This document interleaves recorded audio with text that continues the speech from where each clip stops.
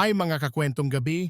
Bago tayo magsimula sa isang nakakakilabot na kwento ngayong gabi, huwag kalimutang i-like ang video at mag-subscribe sa channel para sa mas marami pang kwentong kilabot na siguradong hahabulin ka sa panaginip mo.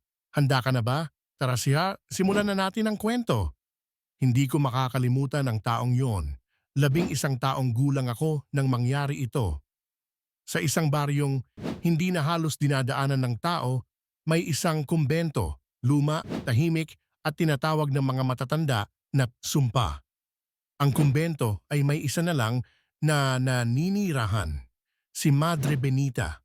Matanda na siya, puting-puti ang buhok at halos hindi lumalabas sa araw.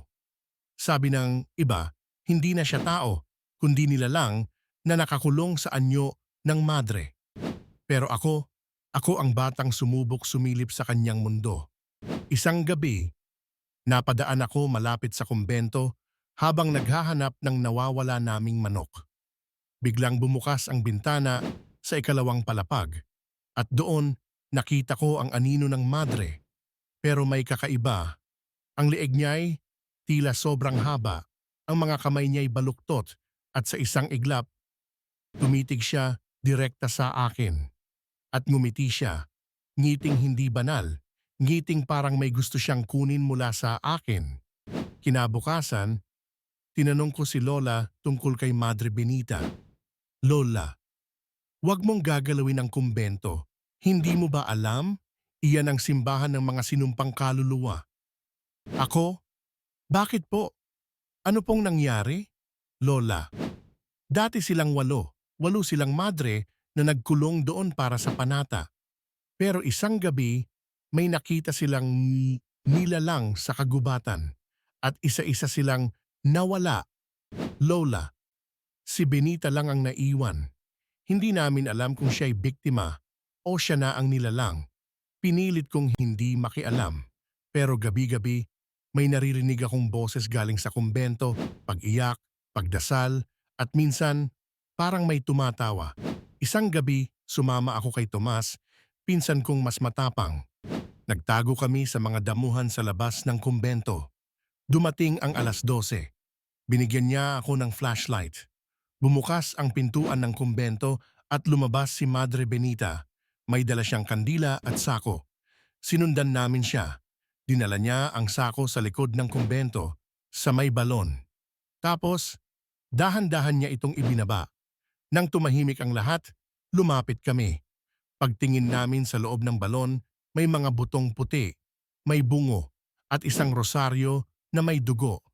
Nagulat kami nang biglang tumunog ang kampana ng kumbento kahit wala namang gumagalaw. Tumigil kami sa takot. At nang lingunin namin si Madre Benita, wala na siya.